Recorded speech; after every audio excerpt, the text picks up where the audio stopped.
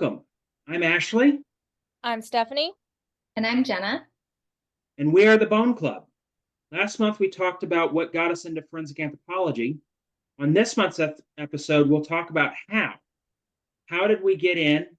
How do you get in? And what jobs can you do once you graduate?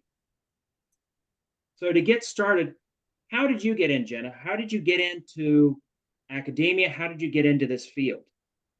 Yeah, I think a lot of luck and being at the right place at the right time. I originally went into a degree in kind of like rehabilitation sciences. I was hoping to work with people post brain injury.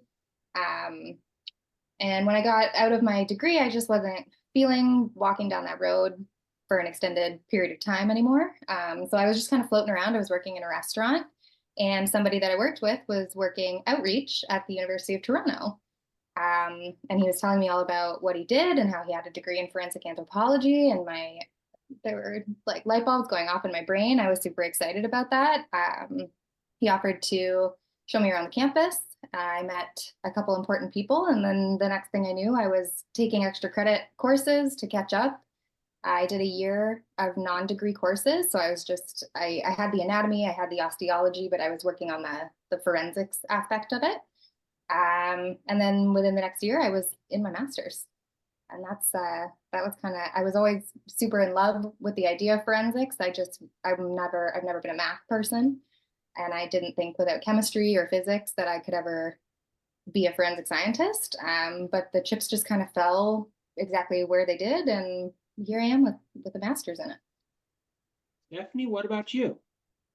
Yeah, I mean, I always knew I wanted to do forensics. I had went to undergrad thinking I wanted to do forensic pathology, so dealing with all the fleshy bits and doing the autopsies and the morgue, and thought, oh, that's what I wanted to do. I was just so fascinated by it all. And then I was taking my classes, I was pre-med, was doing all of those, was pretty much just trying to like make sure that I clicked everything that I needed to be able to get into med school. And I found out that to get to pathology, I had to go through all the alive people rotations. And I was like, oh, but people, no, I don't want to do that. But then I was like, I don't know what else I want to do with my life. And so like as someone who plans like 12 years in advance, it like threw me for a loop, and I was like, I don't know what I want to do anymore. And I went and talked to my advisor at the time, and she was like, well, I mean, let's just keep going along this path. It's just, a couple years of rotations. It's not going to be your whole life, like whatever. And so I was just kind of like, okay, I guess this is what I'm doing. And I had to take a behavioral science as like a check mark in my degree plan. And she was like, well, take this forensic anthropology class. It's close to what you want to do, but, not exactly, but it'll count as a behavioral science. And so I was like, cool, whatever. At that point, I was thinking, oh, what are humanities? That's not a real science. I was very much in that mindset, just very much changed now. But I took the class and just fell absolutely in love with it, realized that I could do what I really liked about forensic pathology without having to, one, go through as much school, and two, have to deal with the alive people parts of people being sick and things like that. And I had a professor who I was just obsessed with, and I was like, I want to be her. How do I become her? And so added anthropology as a second major, took all the courses I could to be able to do that. And that was my junior year. So like I was about to graduate and was like, nope, let's throw a wrench in that whole plan and turn it all around. And so then going to apply for grad schools and things like that, I definitely did not have the resume that most people had gotten to want to do grad school. So then I was really fortunate that she knew, who then became my grad school advisor, and was like, sure, her resume not look like much, but I promise you she's a good student, like really went to bat for me. And yeah, so I went go get my master's, and it was one of my favorite things. I absolutely miss my master's, which is, I know, something that not everyone can say. But yeah, and I just went and did that, and I'm sure we'll talk a little bit more about it all. But and then graduated and went straight into the workforce. So that's pretty much my story. Do you want to share who it was? Who My this grad advisor or advisor undergrad? was? Yeah, this faculty member that you wanted to be. Who was it? Dr. Miranda Kless. I wanted to be her so bad. She is fabulous. She used to work in Florida, and then went and taught at the University of Louisiana Lafayette, which is where I was at school. And I think she's actually back in Florida now, doing more like bioarchaeology, I think. But I was just like, wow, she's fantastic. Can I be her?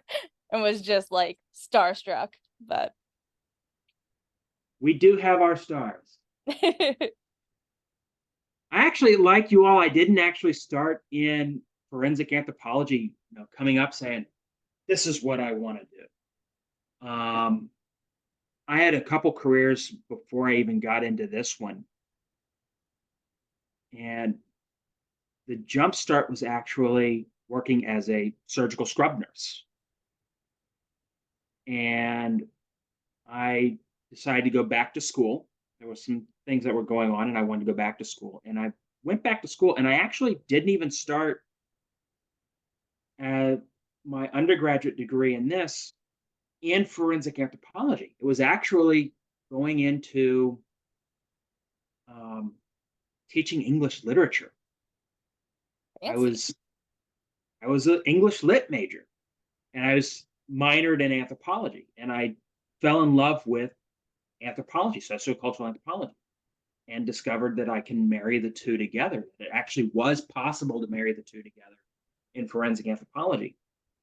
And so I did that and graduated from my undergraduate institution, went on to Boston University, and had an absolute blast and learned an awful lot about the field. But at the time, it wasn't a field where a lot of people graduating from the programs went on to practice in forensic anthropology. And I had said, you know what, I'm going to. This is what I want to do. And ended up at my current institution with a really good supervisor, I think, when it comes to some of this stuff. Learned an absolute lot. And am now just finishing up and trying to get out with my sanity as best as I possibly can. So, yep. But one of the things that you've noticed with all of us is you have to go to grad school. There are some undergraduate institutions. The University of Toronto in Canada does have an undergraduate program in forensic anthropology. Ohio State University is starting up the first one in the United States. But you do have to, in essence, if you want to practice in the field, you have to go into grad school. So how does our audience get into grad school? People listening here, what are some of the steps they have to do? What are some tips and tricks that you recommend from your experience? I know, at least for me, this was one that I kind of wish I knew and I did not do going into grad school that I wish I would have done. Was I had researched different grad programs, as we all do, to try to figure out, like, where do I even want to go? And research, the professors and things like that. But really, it's important to go and talk to the professors, go and get to know them, let them get to know you, because there are so many people applying to grad schools that all have very, very similar backgrounds. They'll, you did the field schools, or you did the classes, or you did whatever, which all are awesome things that do make you stand out. But when you have a list of 50 people that have all done similar things, then what makes you stand out? And so this field, as with a lot of fields, is who do you know and how well do they know you? Because we are a very small field, so like really making those connections with people is a really important step.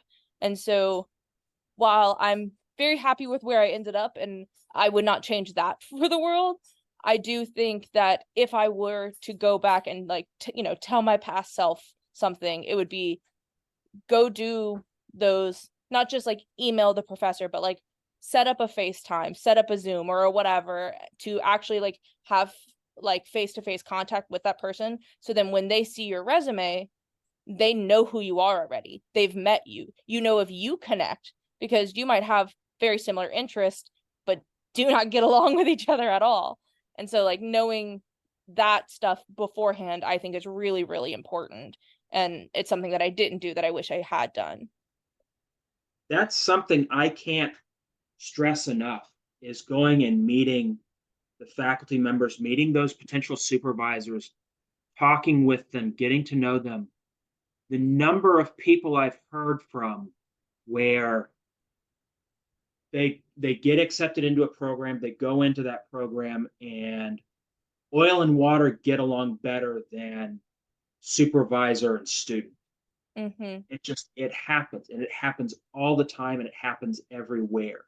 So yes, you do need to go through and meet the potential supervisors. The other thing that I would stress, not only looking at potential supervisors, is or emailing potential supervisors and meeting with them in person, but also remember, you're looking at the supervisor, you're looking at what they want to teach and how they teach it.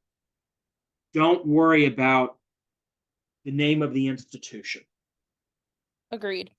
One of the things that, Harvard has a really great name, and we'll use archaeology. It has a really great name in academia.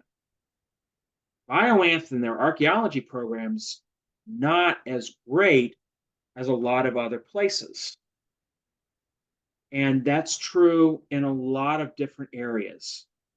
Some of the best schools that teach forensic anthropology are small little schools that you barely even heard of. Things like Western Carolina, Mm-hmm. and other institutions, University of Indianapolis. Yep. I mean, the master's program that I went to was not one that was super well known at the time. Like, it's getting a little more up there because of my grad advisors, but she had just started there like a year or so before I started at the University of West Florida.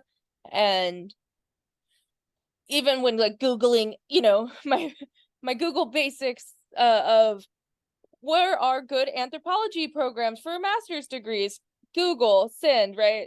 It didn't pop up because it was a very small school. It was known for maritime archaeology prior to Alicia being there. Now it is definitely becoming a bigger program because of her, but it is still a very, very small school. But had my undergrad advisor not like been like, hey, apply to this school, I probably would have never thought about it. Never really would have tried to go there. But I recommend that school to the nth degree because being under Alicia was just like what made my career what it is so far. And so like it really, your relationship with your advisors really does make or break your college, your grad school experience. And I also think going on with meeting the advisors and stuff is talking to students that already go there, because while they might not be in your cohort or you might not really necessarily take classes with them because maybe they're about to graduate or something like that, but knowing how they view the program is a big difference. Because I mean, let's be real, professors have to sell their programs, so they're going to tell you the good things, while the students might be a little more brutally honest, and tell you, this is something that I've noticed, but it doesn't bother me, but it might bother you, or something like that. So really also talking to the students that are currently there makes a big difference. Yeah, and to go on the name, like you don't need to go to a big name university. In fact, like the bigger the name, the less attention you'll get as a student. So sometimes it's just better to go somewhere that you've never heard of but has a fabulous program and a supervisor that you like. Agreed. Yeah. mean, I know have, friends now in the field that did go to bigger name schools and had to, fight tooth and nail for every bit of funding, every bit of everything that they did. While for me, because I had a cohort of 3 people, any opportunity that Alicia found, she texted us and was like, "Do you want to do this?" Instead of like me having to be like clawing at any opportunity, she really like brought us a lot of opportunities. And while that says obviously a lot on her as an advisor to begin with, it really is a space where if you don't go to a school that has 20, 40 people in your cohort or in the cohorts around you, you can really get more experience in that way. Yeah, and this is something that um, beyond one of the things that I would say is also don't limit yourself to your home country if you have to. I mean, if you have to, yeah, you have to limit it to where you're at. But for me, for my undergrad or for my graduate journey, I ended up going to Canada. I'm originally from the United States. I ended up going to Canada to study what I needed to study. And I tell my students quite often, if you're serious about getting into forensic anthropology, and remember, I'm talking to Canadian students, you've got to look at the United States. You can't just look at Canada. There's not as many positions in Canada as there are in the States. But even between us, there are schools in United Kingdom, in Australia, in New Zealand, in South Africa. There are schools all over the place. So look at those grad programs even outside of the US, outside of Canada, and you'll be able to find a home that is good for you. Yeah, another point that I would stress is if you know that you're going into a program that's going to require a research project, to start considering what you would want that to be for yourself before you even kind of dive in. The more you love your research and the more passionate you are about your research, the easier it will be to get it done. And so going in not entirely married to an idea, because research can change in the blink of an eye, everything's always changing, but just going in with something that you're at least passionate about and you can bring forward to that supervisor to be like, hey, this is what I'm excited about. I'd love to research this and I would love to do it with you. Those are always big. Yeah, I mean, I would definitely agree. This is all very much a do as I say, not as I do, because I did not go into grad school with a thesis idea at all. I was so green, as you say, because I had literally only learned what anthropology was 2 years before I started grad school, and I was just like, I don't know. I barely know what the field is, much less what I want to fix about it or what hasn't been like anything. And so I mean, I went through like 4 or 5 different topics that first year, just being like, okay, these are my plans. This is where I want to end up. These are my lifelong goals. But as far as how to get there, I don't know. And so like my advisor was really good about walking me through things and being like, because I would like throw out ideas and be like, oh, I would think this is so interesting. I want someone to do this. And she's like, but what's the purpose? Like what? Sure, you can research that thing, but then what? Like, what is that used for? And I think that often is something that isn't really discussed too often, is like, sure, you can do a paper. Everyone can write a research paper. But picking a topic that, betters the field, advances certain things is really important. And that really puts you in a better space if you want, to follow through with a career afterwards, is like having research that is applicable in the applied versions of our field. And so like if you want to go into just research, then maybe the applied doesn't have to be as readily noticeable. But if you want to go directly into an applied field, then having research that can then be taken directly to be applied is really important as well. I say as I did not do an applied thesis at all, but again, do as I say, not as I do, right?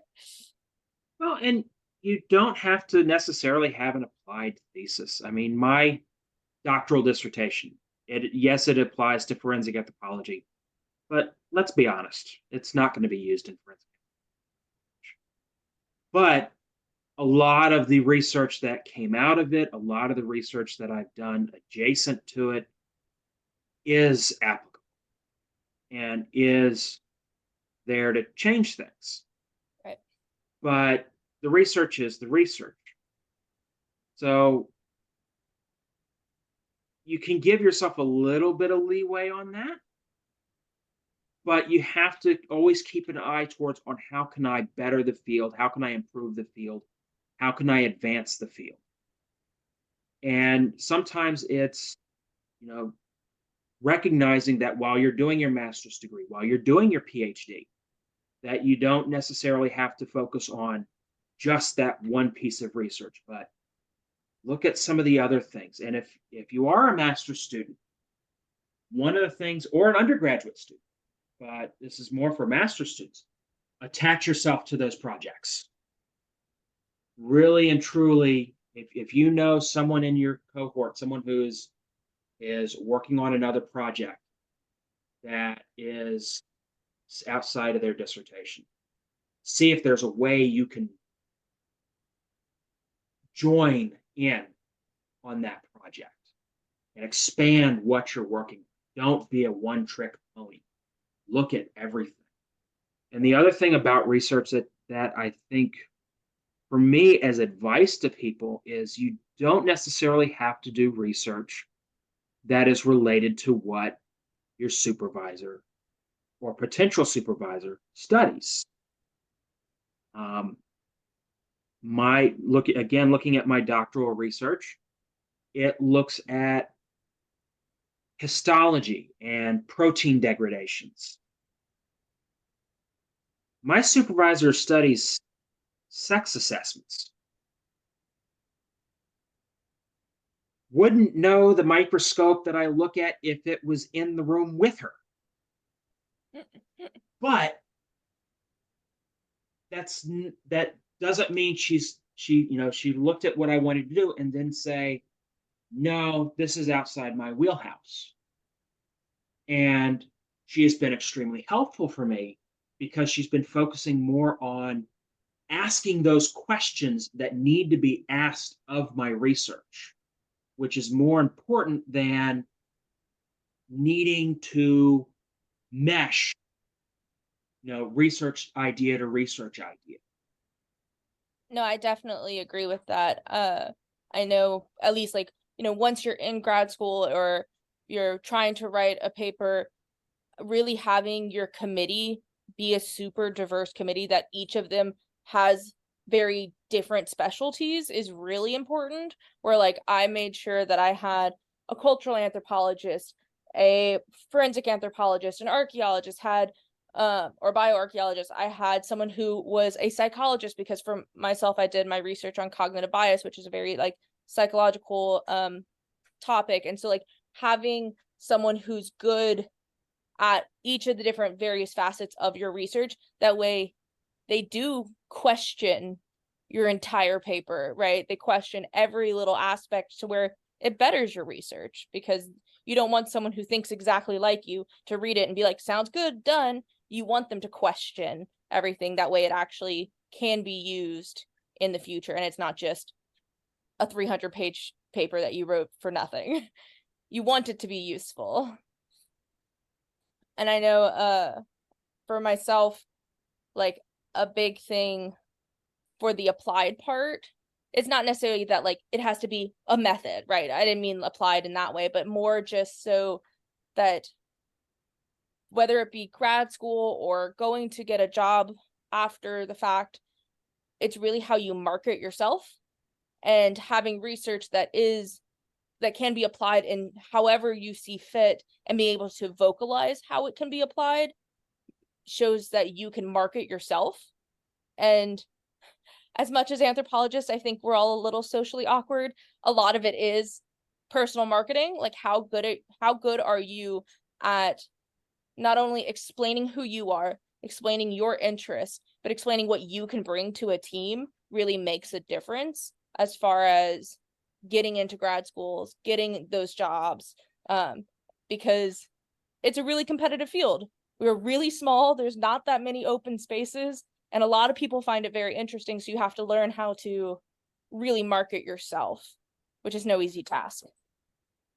Sorry for the loud noise. But how would you do that? I mean, for me, one of the things that I tell my students all the time is you've got to go to conferences. In grad school and undergrad, present your research, go to conferences, get your name out there. That's how you market yourself. Networking, networking, networking. As much as I hate networking, you've got to network. But then once you've done it,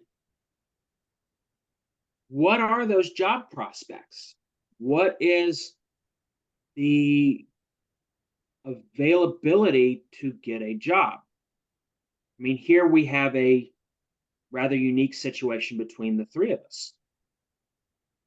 Stephanie, you have a job. I do. I'm very lucky. You're very lucky.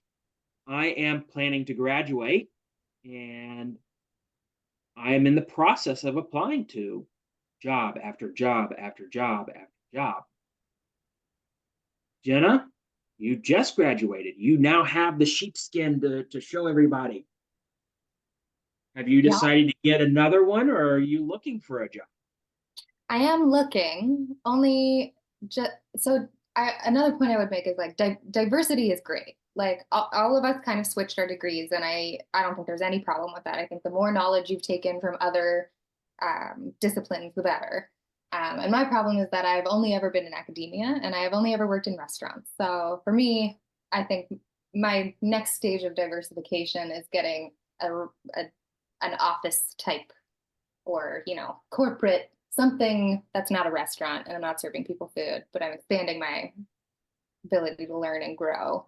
But I'm not discounting a PhD, because even as far as I've gotten now, it's so terrifying that I just want to run back to the smooth, warm hug and embrace of academia, which sounds insane, but once a student, always a student, I think. It's the trauma rather than the trauma you don't. I can anticipate how horrible it'll be. And I'm excited to learn. You've hit on the right word there. It is a trauma. It's a trauma. It's fun. You learn a lot, but the trope that it's an easy life is a joke in and of itself. Right. The truth about academic life is it is not easy. No. Yeah, there's occasionally where you'll have a week or two where you don't do anything. There are weeks where you're on campus doing your research at 3 a.m. in the morning. And that's on a Saturday, because that's the academic life. But once you get it, once you're in it, then you can look at jobs, and you look at what you are good at while you're in grad school. I mean, for me personally, I'm applying to anything and everything that comes up. If it's at a medical examiner's office, I'm applying to it. If it's at another sort of area that's within the field, within the industry, I'm applying to it. The biggest ones I've got my fingers sort of crossed for are postdoc positions and faculty positions, because one of the things that I have found out about myself through my academic journey is I really love teaching. I mean, she is fabulous at it. I'm just going to cut you off. Like, this is no boost on Ashley. She is a beloved TA. And thank you. It's just, this is something that I really enjoy doing, is the teaching side of things. So I'm hoping to get one of those faculty positions, to get a postdoc position. more than the other things. But the thing that worries me is, again, this is a very competitive field. And because it is competitive, there are not as many jobs available that than I would like. I would like a lot more jobs to be available. I can count the number of jobs available, faculty jobs, on one hand between two countries. And with that, I'm hoping, note that there are not 5 people graduating with their PhD this year. That is a reality that you have to face. And a lot of it is luck. Because even though there's only 5 positions that have opened up so far, that's actually pretty high for any given year. A lot of times you're looking at 3, maybe, if you're lucky. Right. I mean, and that's kind of one of those things when you think about marketability and how to showcase like who you are to a job field or to like grad programs and things like that, is anthropology as a whole.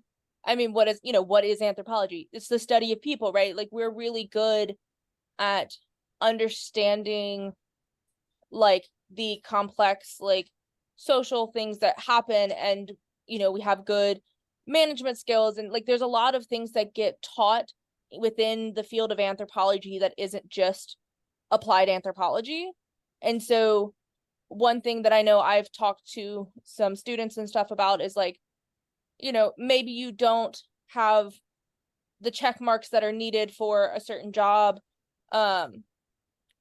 in your like explicit writing. Maybe you don't have direct management experience, but have you volunteered in certain ways? Have you put yourself out there to learn the skills, maybe in an indirect setting, and being able to showcase that like, not maybe I didn't have this class on this one topic, but I have gone through and I've done I've learned all these skills through other things. So I think, I mean, I know you were saying you don't want to go back to restaurant business, but being in the restaurant and industry service teaches you people skills, communication skills, teaches you time management skills, teaches you people management skills in ways that like working in an office job just doesn't. Like, Oh, I bless my Management skills. stars every day that restaurants are where I ended up. I have learned so much working in a restaurant, like literally conflict management, restaurants.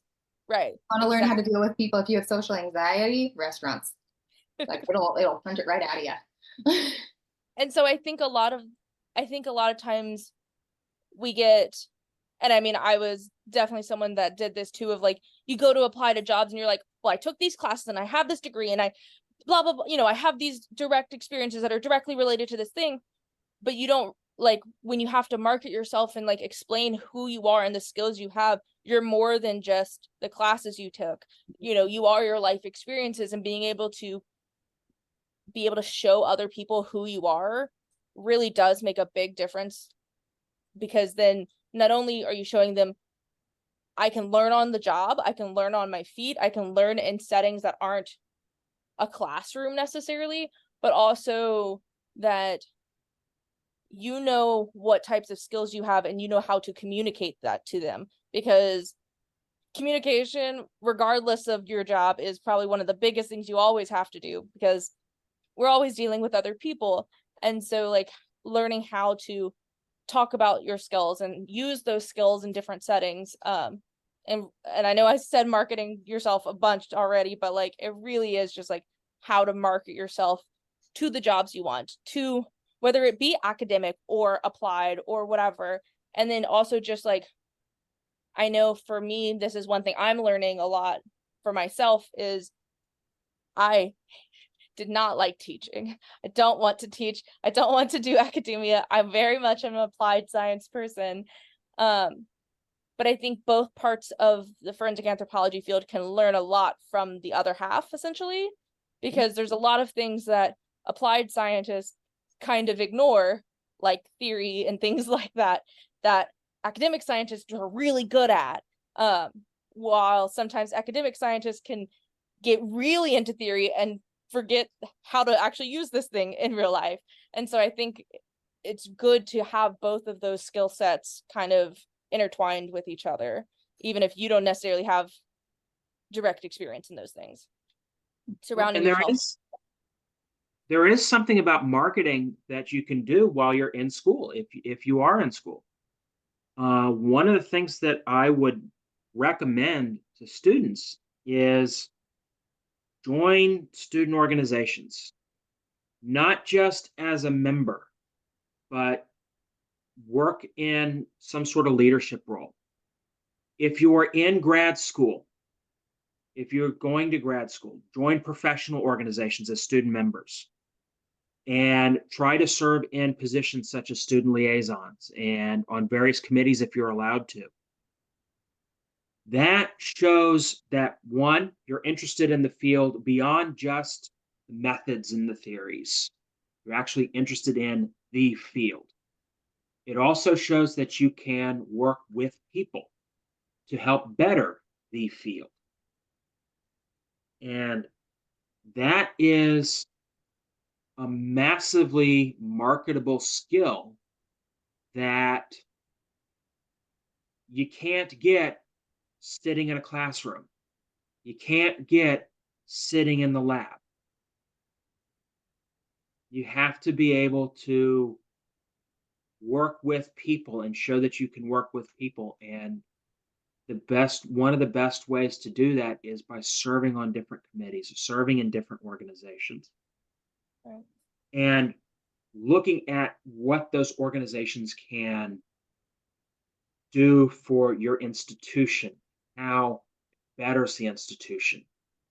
So picking organizations that not only interest you, but that you can look at and say, this will better this institution by whatever. So those are some things that I would recommend. On topic of trauma and skills, what would you say in terms of like what a student should have or may require coming into a program such as forensics and forensic anthropology and forensic pathology? Like what kind of coping mechanisms would you say that an individual coming into this field should be prepared to work on or have? Is it bad that the first thing I thought of was drinking? That's not a healthy coping mechanism. Don't do that, even though a lot of us in the field do. I think that really in recent years it's changing a little bit, but knowing that you're not objective in everything you do and really like checking back in with yourself. Because I know for me, like my journey from grad or undergrad to now, I'm like 108, like definitely a different person. Of like I first started out being like science is objective and this is all whatever, and now I'm like nothing's objective, everything's subjective, everything's whatever. And but like that really opened up for me the like ability to kind of reconcile with myself that like we're dealing with death every day, and it's okay for that to bother you a little bit, like, and just like knowing yourself and knowing your boundaries is really important.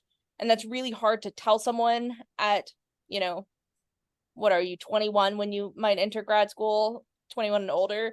You don't know yourself at that age, so you don't know what your boundaries are and what all, what you can handle. But like really just having those periodic check-ins with yourself of like, am I okay with this? Like you might think you love forensics and then you get there and you're like, seeing any type of dead body breaks you.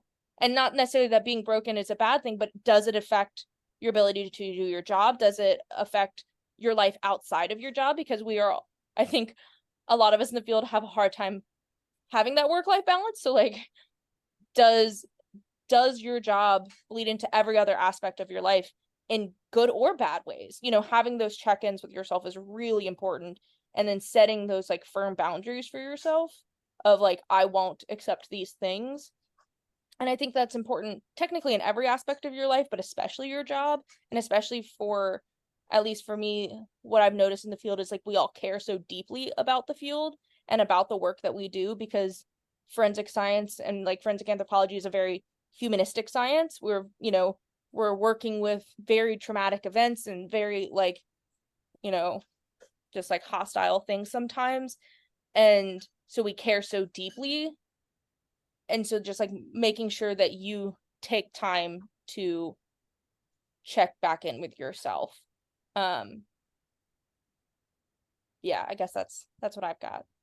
It's not Yeah, I perfect, mean, but and this is actually a topic that I know we were going to discuss in the future, is how do we deal with the emotional trauma of being of what we see. But there is trauma that we deal with, and not just the trauma on the remains, but the trauma with remains. And there are some coping mechanisms. One of the things that I have come to appreciate and I stress to people now is have a therapist. mm-hmm. Have a therapist that you can talk to. And even if you're in grad school, you go to grad school, or you're in an undergrad program and you're going to grad school, it's okay to have a therapist, even if you don't actually get to go out on cases and see things, because just grad life is stressful and breaks people. So I would recommend having that therapist. If you do go out on cases as a grad student, being able to relay what you see with your therapist, and being able to find a way to process. Because the unfortunate truth is, you're not going to know what you can and cannot handle until you're faced in that situation.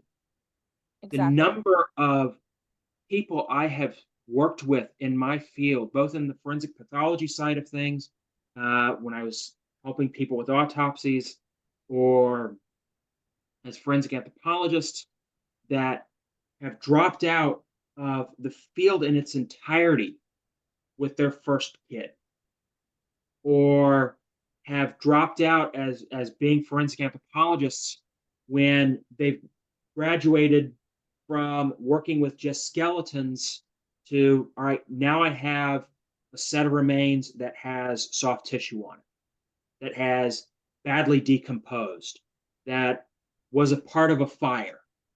And there's various different states of fleshiness, to use a different term. Some people can't handle that. They can handle the dry bones and they can do that perfectly. But you add anything beyond that and they can't do it. And recognizing, hey, can't do this, is a key part in not being able to push yourself. And like I said, this is where a therapist can help you. And it's something that I've come to appreciate more recently, because I've been one of those people that have just, all right, I'm in anthropology mode and brain is shut off. I'm just going to deal with what I have here. And you don't realize until, it's too late, the impact it has had on you. Right.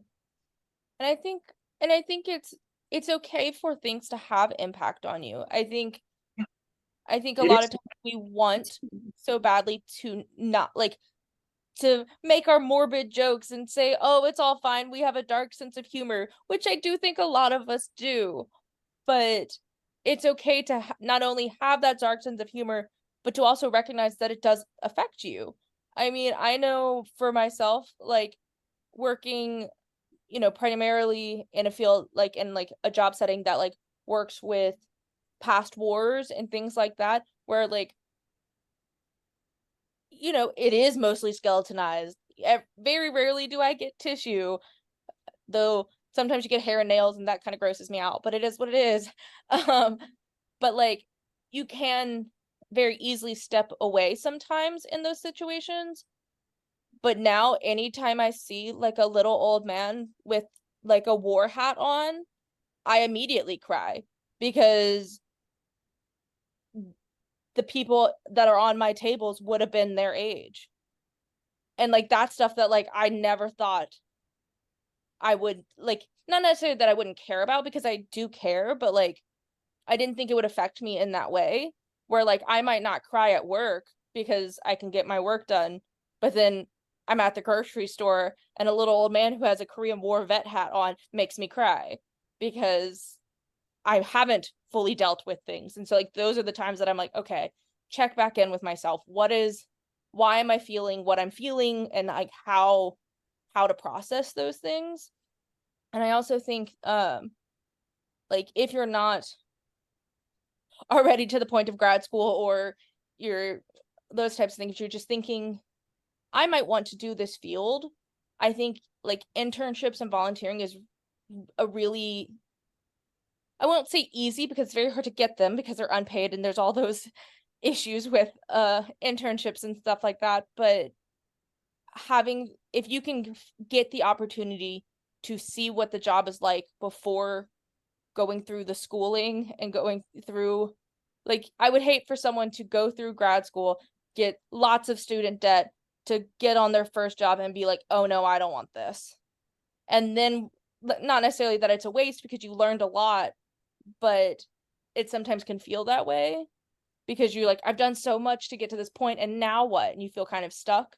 So I know like for like when I work with interns or people that are like new to the field or in undergrad and things like that, I try my best to always like tell them to try to take any opportunity you can to see what the field is like, because Ashley was right, like you don't know what you can't handle until you can't handle it, and it's better to learn those things early than too late.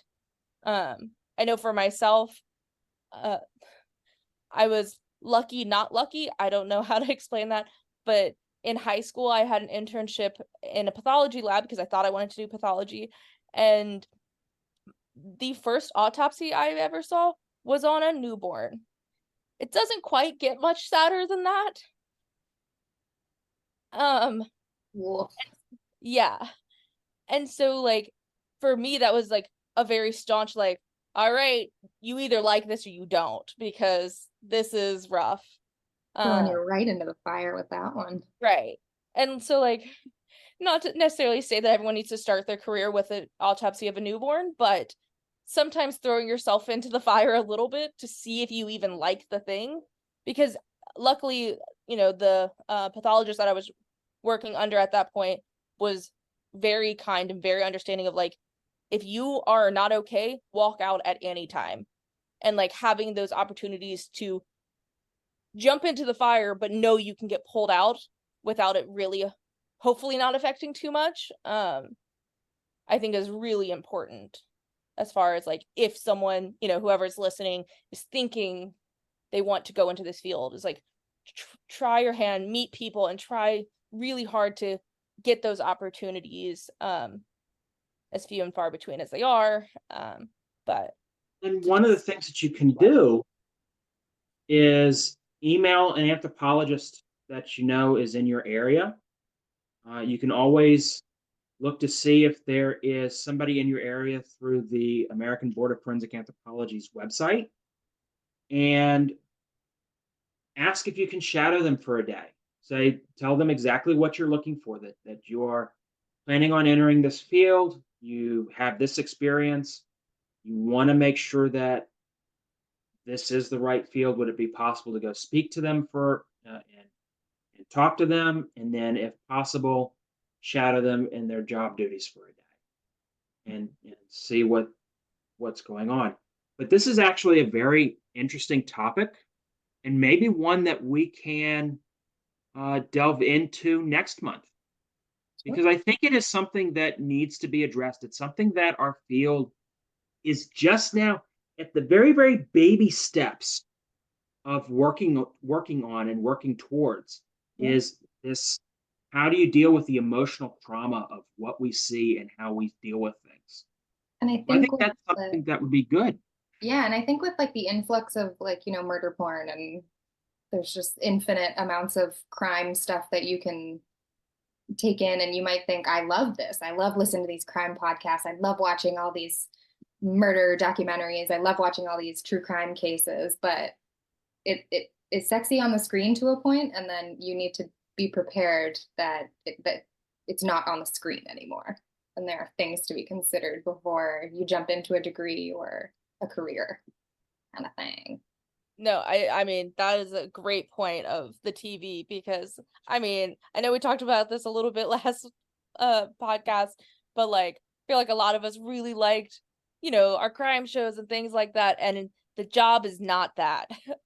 I it is not that. Sure, there are some days where you see a really cool case where you're like, "Whoa, what's going on with this guy's orbit?" Right? Like, or they've got this weird broken femur that has a cloaca that's like the size of my fingernail in the middle of it, which are all terms you could Google, but essentially, and so like you can have really cool cases, but it is not every day, and it is not something like, oh, I found this thing and they're going to be ID'd in the moment, and then everything's going to be happy and the family's going to be so happy. And like, that is not the everyday job. Like a And it's lot of, only cool if you're not entirely traumatized before you can get to right. school. So Exactly. And so just like having a realistic expectation of what the job is too, I think is important, because while yes, I think all of us can sing the praises of anthropology and what we like, but it's like, what of anthropology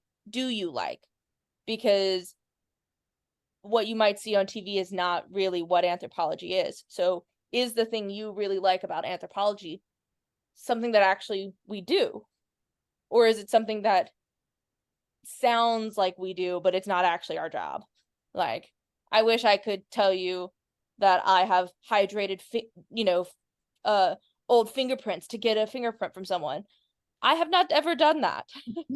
Maybe someone has, and I'm not saying it's not something that can't be done, but it is not my everyday. And so if that's the thing that someone's like, oh, I just really want to be able to like wear someone's fingers as gloves, yeah, and so you whatever, haven't like, rehydrated a finger and put it on your own finger and then used it to scan something? Really? right.